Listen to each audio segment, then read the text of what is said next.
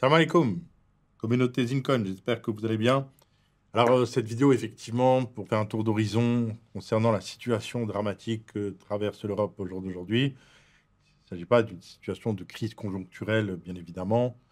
Je suis né en 1970 à Strasbourg. Voilà, dès lors que j'avais l'âge de comprendre à peu près les choses, j'ai toujours entendu parler de crise. Genre, toujours été la crise. J'avais 12 ans, c'était la crise. J'avais 18 ans, c'était la crise. J'avais 25 ans, c'est la crise. J'avais 30 ans, c'est la crise. Quand je suis quitté la France à 35 ans, c'est la crise. Voilà, je suis à l'extérieur depuis 20 ans, j'entends toujours parler de crise. Il y a tout le temps la crise, crise, crise, crise. Bon, donc c'est pas une crise en fait. C'est pas une crise. La définition d'une crise, c'est toujours lié à un facteur, une période conjoncturelle, un laps de temps limité. Là, c'est quelque chose qui est profond et qui est lié tout simplement à la fin d'un cycle civilisationnel. Voilà, le cycle d'une civilisation, les civilisations naissent, grandissent et meurent. Et là, la civilisation européenne, occidentale, elle a atteint, comment dire, elle a démarré, démarré comment dire, son envol, c'est-à-dire son leadership, qu'on peut situer à la fin du XVe siècle, en 1492, avec ces événements concomitants entre la découverte des Amériques et la prise de Grenade, qui était le dernier bastion musulman en Andalousie. Et la découverte des Amériques va créer des nouvelles routes notamment de l'or, immensément d'or qui vont arriver pour la couronne d'Espagne. Et cela va permettre, tout cet or qui va affluer en Europe, de donner une puissance qui va donner lieu à la Renaissance, puis à la révolution industrielle. Et donc un avantage technologique majeur qui vont faire que deux pays d'Europe, la France et l'Angleterre, vont tout simplement se partager la map monde, vont se partager le monde. Entre-temps, il y aura la traite négrière, voilà, le commerce de la traite négrière qui va piller l'Afrique de ses hommes, de ses femmes, aussi de ses ressources. Et voilà, et donc cette puissance occidentale va se construire sur la rapine, sur la domination, sur l'esclavagisation, sur la colonisation, et va extraire énormément, énormément, ces empires vont permettre de drainer vers la métropole énormément de richesses. Puis arrivera le XXe siècle avec deux guerres incroyables, extrêmement destructrices, la Première Guerre mondiale, la Deuxième Guerre mondiale, qui font des dizaines de millions de morts. Et certainement que beaucoup plus tard, les historiens dans le futur diront que le début du déclin, c'est très certainement la fin de la Première Guerre mondiale, c'est-à-dire le niveau de boucherie atteint par les puissances occidentales. Voilà, on sort généralement pas indemne d'une telle sauvagerie. On peut effectivement voilà, fixer cette date comment dire, fin de la Première Guerre mondiale comme vraiment le début du déclin, puisqu'après, c'est voilà, l'empire colonial qui, petit à petit, aussi bien anglais que français, s'effondre, la période décoloniale, et on arrivera comme ça, toutes les dates, c'est la crise de 73, crise des matières premières, l'inflation, voilà, c'est-à-dire de crise en crise, en fait. De crise en crise, et maintenant, on atteint le point d'orgue. On est dans une situation où l'Europe est abandonnée. Il faut bien comprendre une chose, c'est que ce qui tenait à bras le corps, justement, l'Europe après la Première Guerre mondiale, c'est la puissance américaine. C'est-à-dire que la tête de gondole, c'est-à-dire là où se concentrait le pouvoir et surtout le leadership, surtout après la Deuxième Guerre mondiale, bien évidemment, ce sont les États-Unis, qui étaient le chef du camp occidental, donc le chef de l'empire occidental, qui imposait sa vision de l'économie de marché à l'ensemble du monde entier. D'autant plus en 1991, quand, après la chute du mur et la première guerre du Golfe, là, c'était la volonté de dire, il y en a qui ont rêvé d'un monde, d'un gouvernement mondial, de l'économie de marché, la démocratie de marché qui allait régner partout sur Terre, et la fin de l'histoire. La fin de l'histoire dans le sens où il n'y aura plus de guerre entre les humains, que le marché va tout régir, va diluer toutes les différences et qu'un gouvernement mondial va diriger la planète pour un bien-être sans fin. Voilà. Une utopie, une finalité du capitalisme, de toujours l'extraction, la création de richesses illimitées sans fin reposant sur des besoins totalement et de plus en plus artificiels. Donc une vue de l'esprit qui a totalement échoué et qui arrive à sa fin.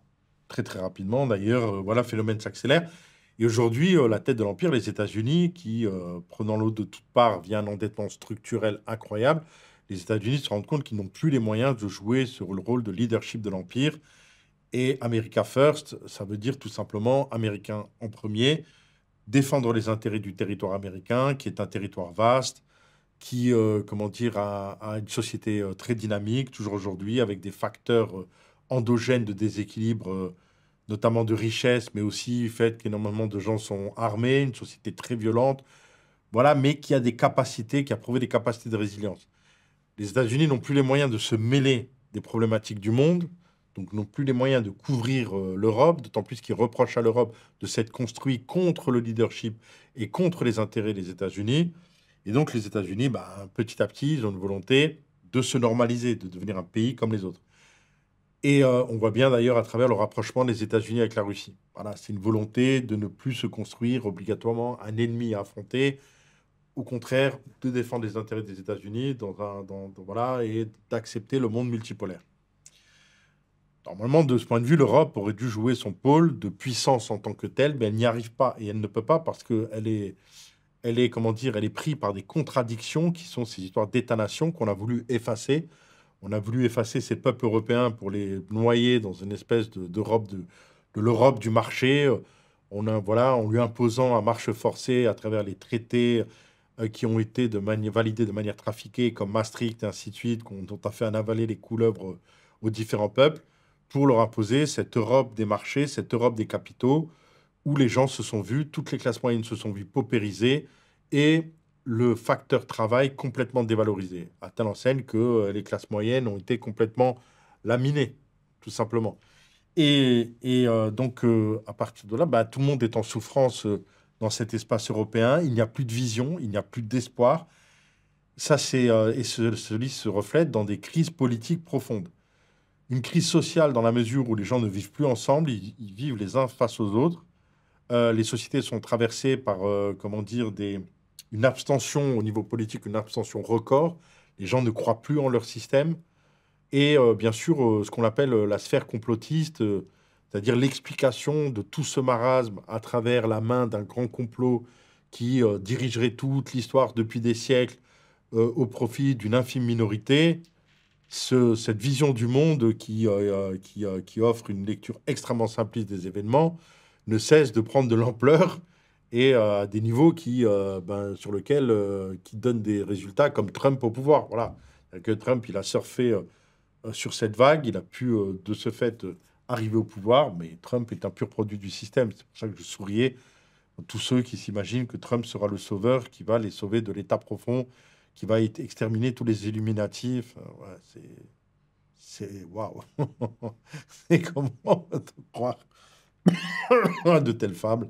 Mais bon, voilà, on en est là en Europe, hein. C'est que les gens sont profondément malades. Malades, il suffit d'aller voir sur les réseaux, un tant soit peu. Prenez le cas de la France, si dans une même famille, quelqu'un a plutôt une tendance à voter LFI et l'autre RN, ils ne peuvent pas se parler. Ils n'arrivent même plus à parler. Ils se haïssent. Donc tout ça, alors il y a tout un pan de la société relayé par des médias intéressés qui surfent sur le fait que tout ça, c'est la faute aux immigrés, à l'immigration. C'est l'immigration qui est le responsable de tout, comme si renvoyer l'ensemble des immigrés permettait de résoudre tous les problèmes, donc de la dette, de la démographie, les fondements démographiques, enfin, tout ça est une stupidité immense, puisque en l'occurrence, le déficit démographique fait qu'il y a de plus en plus de personnes âgées, donc de moins en moins d'actifs cotisants, et donc il faut de plus en plus d'étrangers pour payer les retraités, enfin, puisque l'actif d'aujourd'hui, il ne paye pas pour lui, hein, il paye pour celui qui est en retraite. Enfin, il y a une démagogie ambiante incroyable à tous les niveaux qui fait que ben, l'Europe va aller, elle est gérée en fait par des gens qui ne sont pas élus, des technocrates à Bruxelles. Voilà, là, c'est la Commission européenne qui dicte donc les directives, les lois, et les parlements ne sont que des caisses enregistreuses. De ce fait, il n'y a plus de souveraineté du peuple nulle part en Europe. Et cette crise multidimensionnelle va avoir des conséquences incalculables. Mais une des conséquences sur laquelle j'aimerais appuyer dans cette vidéo, une conséquence qui vous intéresse tous, qui vous concerne tous individuellement, c'est la captation de l'épargne, la spoliation de l'épargne. Aujourd'hui, si on prend le cas de la France avec plus de 303 3 300 milliards de dettes, ce n'est possible que parce que l'euro existe, donc le bouclier de l'euro, euh, qui de fait, rend une garantie mutualisée d'emprunt. C'est-à-dire que si un État européen fait défaut, ben, les autres devront être solidaires. C'est ça qui permet d'emprunter à ces niveaux. Et le deuxième niveau, c'est, comment dire, la garantie de l'épargne. Il y a 13 000 milliards d'avoirs financiers détenus par les Français qui servent directement de garantie à ces emprunts qui ne cessent d'augmenter en permanence. Il y a une gabegie incroyable à ce niveau-là que personne n'arrive à freiner ou à réfréner. Et il n'y a aucune solution politique à cela, il faut le savoir. Aucune. On ne peut pas réformer, comme disait Chirac. On ne peut pas y toucher, c'est comme ça. C'est une fuite en avant. C'est la définition même de la fuite en avant. Et ça aboutira automatiquement à une déliquescence et à une implosion. Mais avant cela, bien sûr, une captation de l'épargne. C'est-à-dire que par des mécanismes qui vont très certainement passer par l'euro numérique, il y aura l'impossibilité pour vous de, comment dire, de transférer, de gérer vos avoirs comme bon vous semble. Pour parler très concrètement, demain, c'est le marasme total. Vous ne supportez plus vivre dans un tel environnement. Vous voulez vous extirper, partir là où l'herbe est plus verte. Vous ne pourrez pas transférer vos avoirs. Voilà. C'est aussi simple que ça. C'est que votre argent soit, vous soyez dépossédé de la possibilité de gérer vos avoirs comme vous le souhaitez. Et c'est déjà le cas aujourd'hui. Déjà qu'aujourd'hui, par rapport à des exemples que je pourrais multiplier, parce que nous travaillons avec l'Europe, nous avons des sociétés en dehors de l'Europe. Pour nous, c'est de plus en plus difficile de faire des transferts d'argent de l'Europe en dehors de l'Europe. C'est de plus en plus compliqué. On nous demande de plus en plus de justificatifs. C'est plus notre argent. C'est incroyable. C'est vraiment... et donc, j'imagine, au niveau du particulier au jour d'aujourd'hui, un particulier au jour d'aujourd'hui qui voudrait s'acheter une maison en dehors de l'Europe pour sa retraite, par exemple, il doit montrer patte blanche, montrer le compromis de vente immobilier. Et encore, s'il arrive, il y a certaines banques qui vont lui refuser carrément de faire le virement. Et avant cela, bien sûr, le banquier va le convoquer pour le déconseiller absolument de réaliser cet investissement immobilier en dehors de l'Europe. On en est là, c'est-à-dire que les gens ne sont plus propriétaires du fruit de leur travail. Et ça va aller en s'accentuant. Donc la problématique va se poser au niveau de la captation de l'épargne, parce que plus la dette va aller en avant, va connaître cette fuite en avant, et plus l'Europe va être en déliquescence, plus on aura un retour des États-nations. On l'a vu avec la sortie du Royaume-Uni de l'Europe, mais il y a d'autres choses en gestation. Il y a des intérêts contraires qui se jouent au jour d'aujourd'hui, des gens des pays en Europe qui ne supportent plus le duo du leadership franco-allemand et qui, à un moment donné, ben, voudront prendre leur envol. Et donc, à partir de là, ben, les créanciers qui prêtent, parce qu'il faudra continuer à emprunter, voudront des garanties de plus en plus, comment dire, de plus en plus claires. Et c'est voilà, des garanties de plus en plus strictes. Et ces garanties, ben, ce sera effectivement la capacité de bloquer au maximum l'épargne, d'avoir la garantie que les Français ne peuvent pas, du jour au lendemain, transférer leur épargne vers d'autres cieux. Non, non, non, on ne pouvait pas, puisque cette épargne, elle garantit la dette. Si tu vas me l'envoyer, qu'est-ce que tu vas m'envoyer en dehors d'Europe? T'es fou, quoi. Comment tu veux? Mais non, t'as pas compris, ça doit rester là. C'est ça qui est en train de se passer. Et c'est ça que vous sentez venir. Et c'est ça qui va s'accélérer. Donc, quand on sait cela, ben, il faut prendre les devants. C'est-à-dire qu'il faut prendre des décisions. Tout le projet que nous avons créé à l'origine du Zincoin, il partait dans l'analyse de ce qui allait advenir, dans cette capacité à débancariser, à mettre sur la crypto une partie de ses avoirs sur comment dire, un actif spéculatif comme le ZIN. Je ne dis pas de mettre toute votre épargne sur le ZIN. Je dis de mettre une petite partie, de holder dans un horizon 2, 3, 4, 5 ans. Le jour où, effectivement, ben, vous n'avez plus la possibilité de disposer de votre épargne comme vous le souhaitez, mais que vous souhaitez vous extirper parce que la situation sécuritaire sera devenue invivable, eh bien, vous aurez la possibilité de décaisser ces avoirs immatériels, numériques, comme le ZIN, où bon vous semble. Parce qu'aujourd'hui, on peut décaisser la crypto partout dans le monde. Et pour revenir maintenant sur l'aspect sécuritaire, le risque d'embrasement général et d'une guerre, telle que d'une guerre de haute intensité, les militaires ne cachent plus leur inquiétude. Les facteurs risques sont multiples. On voit bien aujourd'hui Macron, parce qu'il est au sein de l'Europe celui qui a la bombe atomique, être le fer de lance d'un hard power vis-à-vis de la Russie. Et c'est totalement suicidaire. Les Européens, tout seuls, n'auront jamais les moyens d'affronter la Russie, qui elle-même n'est pas seule. C'est pas affronter la Russie seule. Il y a les alliés très proche de la Russie, et beaucoup de gens veulent se faire l'Europe. Et au sein de l'Europe, le pays qui rassemble le plus d'animosité, c'est bien la France.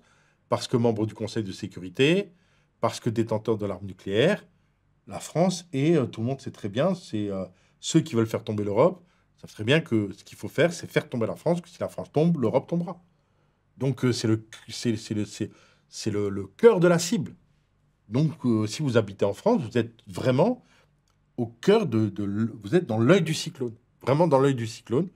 Et des dispositions pour toute personne sensée devraient être prises dans des réflexions de pouvoir se dire comment je peux me garantir un avenir, une sauvegarde, ne faisant pas confiance à nos élites dont on voit bien qu'ils nous emmènent droit dans le mur.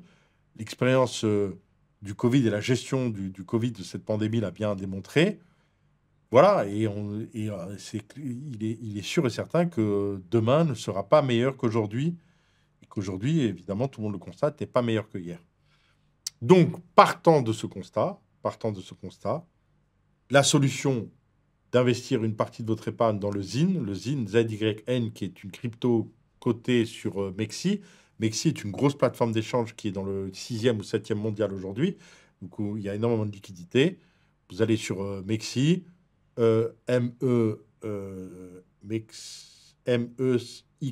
voilà. Vous allez sur MEXC, Mexi, je vous mettrai le lien en descriptif, ou Digifinex, ou bien Probit Global. Vous ouvrez un compte, vous achetez de l'USDT, vous l'échangez contre du ZYN ZYN, et vous holdez ce ZYN. Vous suivez l'actualité en vous abonnant à cette chaîne. C'est une solution parmi tant d'autres. Si vous avez d'autres solutions, parfait. Pas la prétention de dire que le ZYN est l'unique solution, mais ça peut être effectivement une solution. Voilà pour cet état des lieux, ce rappel qui n'est pas nouveau, mais l'actualité aidant, tout le monde est à même de constater qu'on va vers une zone de tension qui est à la fois extérieure et intérieure. Intérieure parce que au jour d'aujourd'hui, il y a de multiples France, un pays complètement fractionné, dont comment dire, l'ensemble du peuple ne regarde pas dans la même direction, de loin pas, une classe politique qui n'a aucune alternative viable à proposer. Bref, pas de solution. Certains me diront, pas de solution, pas de problème. Oui, justement. Comme il n'y a pas de solution, il n'y a pas de problème à se poser. Et il faut juste s'extirper, et le plus tôt possible sera le mieux. C'est le conseil qui est donné. L'avenir tranchera et dira effectivement si j'ai raison ou pas. Mais je pense que tout à chacun qui s'intéresse vraiment aux éléments tangibles et à la réalité telle qu'elle est ne peut qu'arriver qu'à cette conclusion. Voilà. Sur ce, portez-vous bien. Suivez l'actualité de cette chaîne. De plus en plus de vidéos seront postées. Abonnez-vous si ce n'est pas le cas. Partagez. Donnez votre avis en commentaire. Merci à vous.